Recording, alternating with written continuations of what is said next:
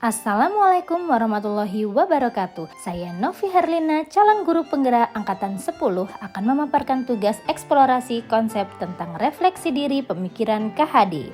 Antara lain, intisari pemikiran KHD tentang pendidikan. Kedua, pembelajaran yang mencerminkan pemikiran KHD. Dan yang ketiga, filosofi KHD dapat terwujud jika, mari kita simak ya. Yang pertama, intisari pemikiran KHD tentang pendidikan.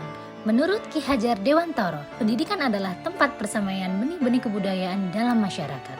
Pendidikan dapat menjadi ruang berlatih dan bertumbuhnya nilai-nilai kemanusiaan yang dapat diteruskan atau diwariskan. Tujuan pendidikan menurut Ki Hajar Dewantoro.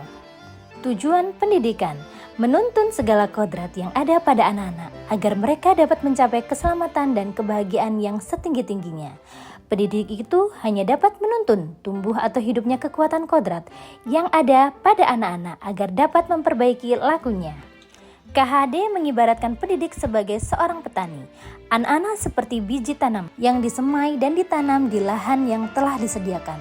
Dalam proses menuntun, anak-anak diberikan kebebasan, namun pendidik sebagai seorang pamong dalam memberikan tuntunan dan arahan, agar anak tidak kehilangan arah dan membahayakan dirinya. Sebagai seorang pamong, dapat menuntun anak agar dapat menemukan kemerdekaannya dalam belajar. Yang kedua, pembelajaran yang mencerminkan pemikiran KHD. Pembelajaran dari filosofi KHD. Yang pertama, kemerdekaan dan berpusat pada murid. Kedua, mengikuti perkembangan zaman. Ketiga, tidak bertentangan pada nilai-nilai kemanusiaan. Dan yang terakhir, pembangunan budi pekerti dan berfokus pada proses bukan pada hasil. Perubahan budi pekerti antara lain caring, autentik, dan passionate.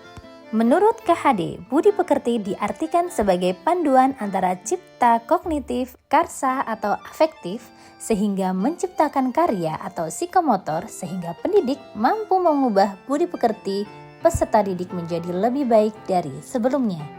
Yang ketiga, filosofi KHD dapat terwujud jika, ini adalah guru bersifat pamong. Sesuai dengan semboyan atau trilogi Ki Hajar Dewantoro, Ingarso Sungtulodo, Ingmadio Mangunkarso, Tutwuri Handayani. Kedua, pembelajaran harus sesuai dengan kodrat alam dan kodrat zaman. Yang ketiga, kemerdekaan dalam memilih metode pembelajaran serta evaluasi. Penerapan pemikiran KHD di kelas 1 dengan mengikuti perkembangan zaman dalam memanfaatkan iptek pada proses pembelajaran melalui platform yang menarik.